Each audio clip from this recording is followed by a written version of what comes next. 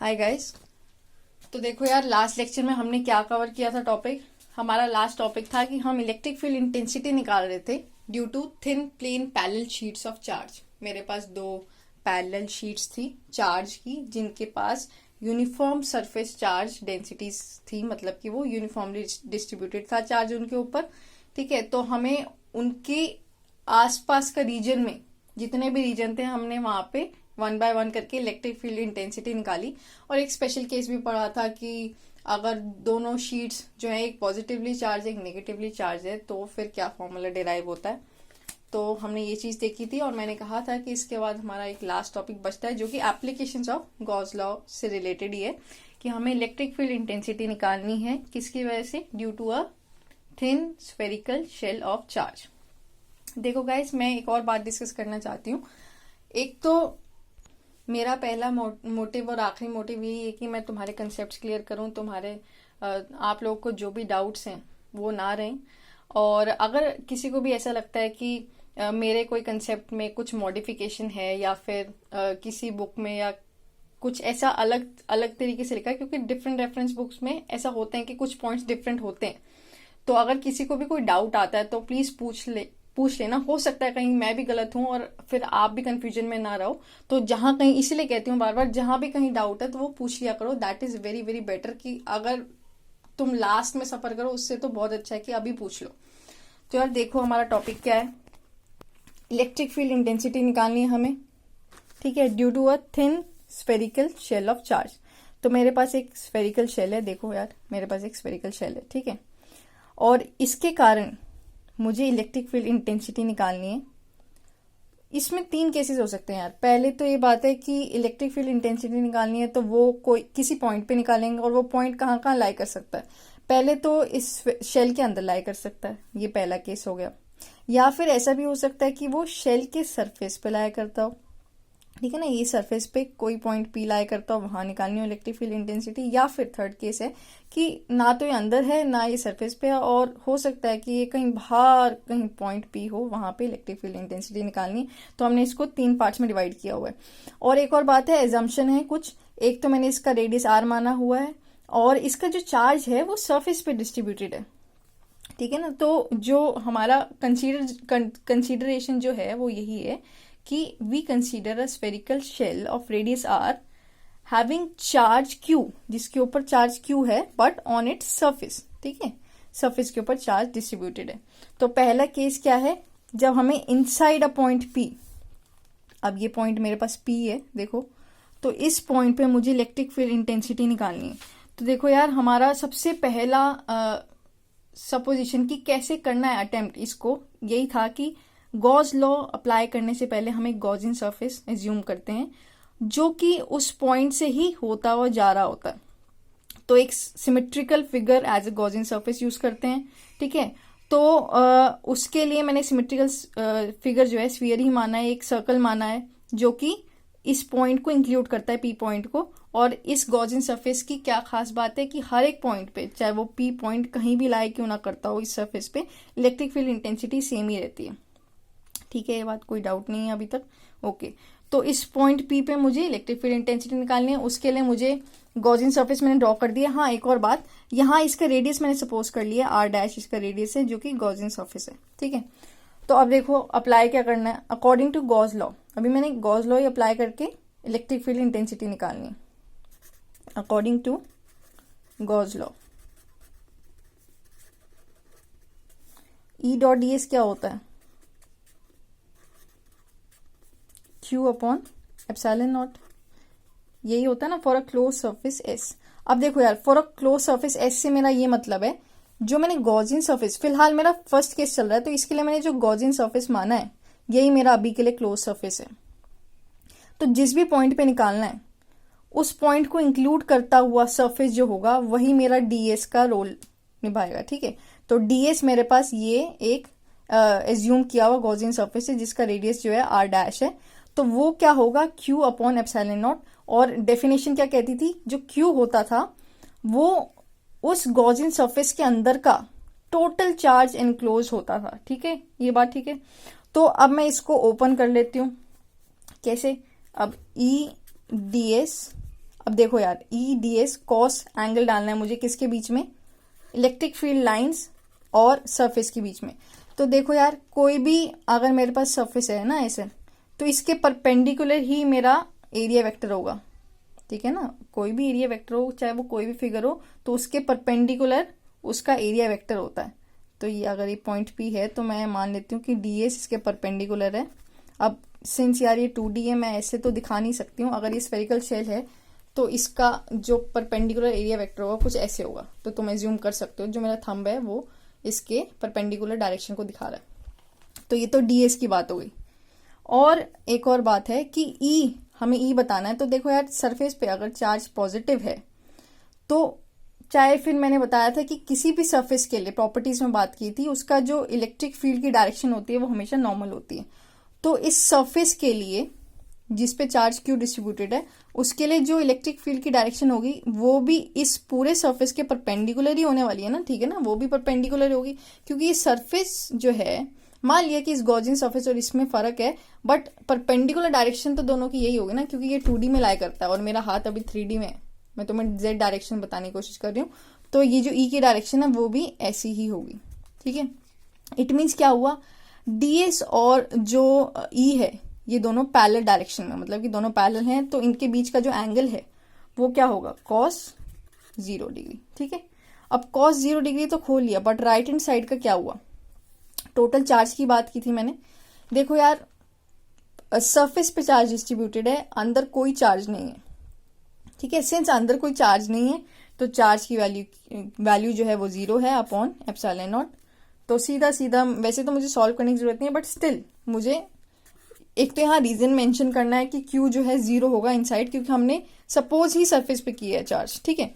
तो Q 0 हो गया। और उसके बाद E D S cos theta खोलने के बाद ई मैं बाहर ले आती हूँ, क्योंकि ई एक कांस्टेंट क्वांटिटी है एक गॉसियन सरफेस के लिए, उस पूरे रीजन के लिए कहीं भी अगर कोई पॉइंट में ले लूँ तो ई कांस्टेंट होगा। तो ई मैं बाहर ले इंटीग्रेशन के, और डी एस का मैंने इंटीग्रेशन करना है फॉर दिस सरफेस जो मैंने डॉटेड सरफेस दिखाया, ठीक है। और equals to 0 as it is पड़ा है। तो ई इंटू, अब देखो यार, इस जो शेल है इसका एरिया क्या होगा, हमें पता है कर्व सरफेस एरिया क्या होता है किसी भी स्फीयर का, 4πr² होता है।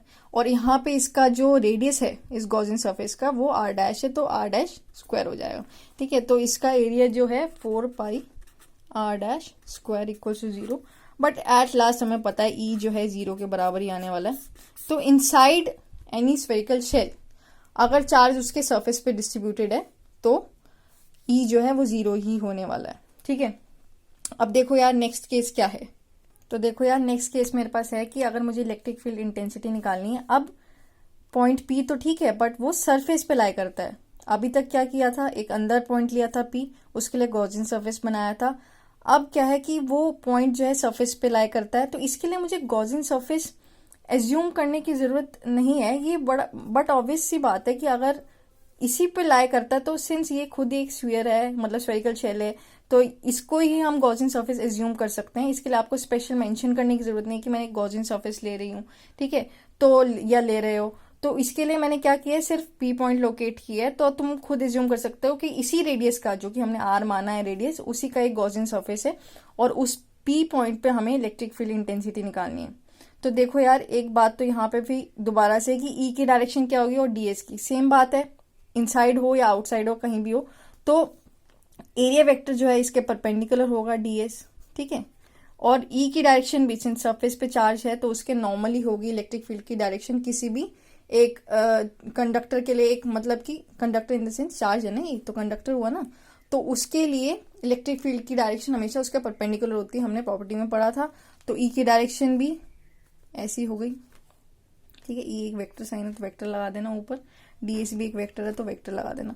तो ये डायरेक्शन होगी। इट मीन्स ई और डीएस में इस बार भी जो एंगल है वो 0 है, मतलब दोनों पैरेलल है आपस में। तो इसके लिए, और ये प्लस क्यू चार्ज डिस्ट्रीब्यूटेड है, तुमको पता ही है ये तो बात।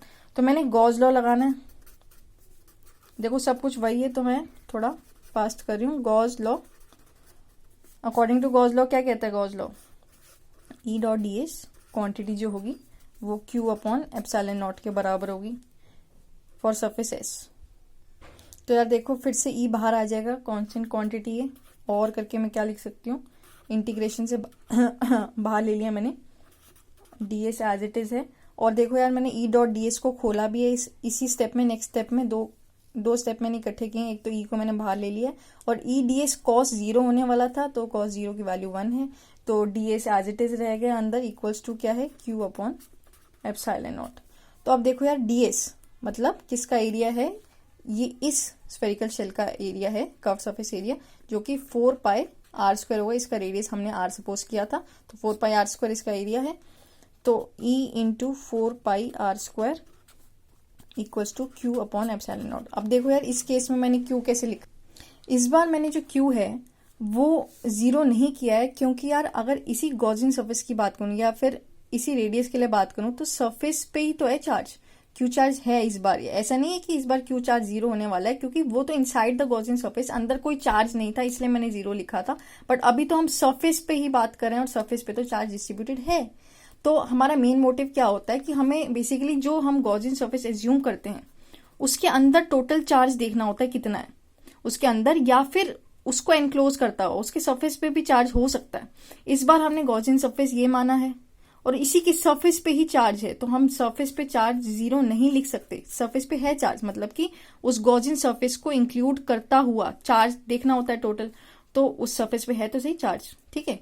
तो ये क्यू चार्ज हो गया, तो इसलिए इस बार क्यू अपॉन एप्सिलॉन नॉट मैंने एज इट इज रखा है। और करके मैं ई की क्या वैल्यू निकालूंगी, Q upon 4 pi epsilon naught r square. तो यार इससे मुझे एक और चीज याद आई कि एक स्पेसिफिक क्वेश्चन आ जाया करता है जो कि इंपॉर्टेंट है काफी, कि आपको पूछ लिया जाता है कि स्फेरिकल शेल के जब हम इलेक्ट्रिक फील्ड इंटेंसिटी निकालते हैं at any point on it surface, जैसे कि अभी हम कर रहे हैं ये वाला केस, तो कुछ क्वेश्चन की स्टेटमेंट ऐसी होती है कि वो बिहेव करता है एज अ पॉइंट चार्ज। तो वो कैसे बिहेव करेगा, वो वाला जो केस है जो हम ये केस पढ़ रहे हैं, ये पॉइंट चार्ज जो केस होता है। अब सपोज कर लो कि क्यू चार्ज यहाँ पे पड़ा हुआ है, तो मुझे किसी भी पॉइंट पे इलेक्ट्रिक फील्ड इंटेंसिटी निकालने का क्या फॉर्मूला होता था, वो होता था के क्यू अपॉन आर स्क्वायर, यही फॉर्मूला होता था ना। मतलब फोर्स जो होता था वो ई अपॉन क्यू हो जाता था, तो ये फॉर्मूला होता था उसके लिए। तो अब यही बताता है हमें क्वेश्चन कि आप कैसे कह सकते हो कि एक पॉइंट चार्ज के लिए, और अगर मैं सरफेस पे चार्ज की बात करूं तो फॉर्मूला सेम होता है। क्वेश्चन का यही मतलब है कि आप कैसे कह सकते हो कि it will behave as a point charge case.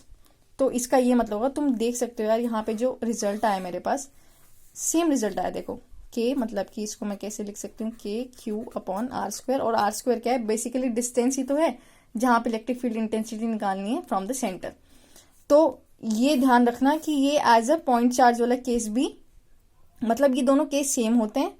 और तुम्हें क्वेश्चन आ भी सकता है कि बताओ कि ये कैसे सिमिलर हैं आपस में, ठीक है।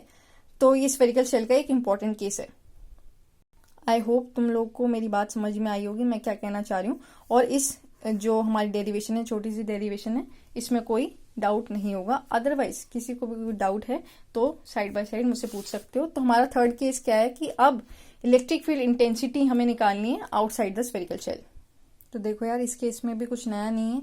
आउटसाइड द शेल हमें अगर इलेक्ट्रिक फील्ड इंटेंसिटी निकालनी है, तो मैंने आउटसाइड पॉइंट पी लिया है और उसी को एंक्लोज करता हुआ एक गॉसियन सरफेस लिया है जो कि स्फेरिकल है। उसका रेडियस मैंने आर डबल डैश माना है और ये Q charge as it is जैसे हर केस में डिस्ट्रीब्यूटेड है ओवर द सरफेस, वो वैसे ही डिस्ट्रीब्यूटेड है और ये गॉसियन सरफेस है, ठीक है। तो ये रेडियस हमें पता ही है, हमने शुरुआत से ही आर माना है और ये मैंने ज्यूम किया अभी कि ये आर डबल डैश है। तो ये पी पॉइंट ऐसा है जहां पे हमें इलेक्ट्रिक फील्ड इंटेंसिटी निकालनी है। तो यहाँ पे देख लेते हैं फिर से ई और डीएस की डायरेक्शन पैरेलल होने वाले हैं हर केस की तरह, ठीक है। तो ई और डीएस की डायरेक्शन पैरेलल हो गई।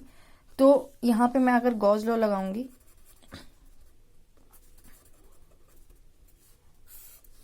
तो उस गॉस लॉ में क्या होगा, ई डॉट डीएस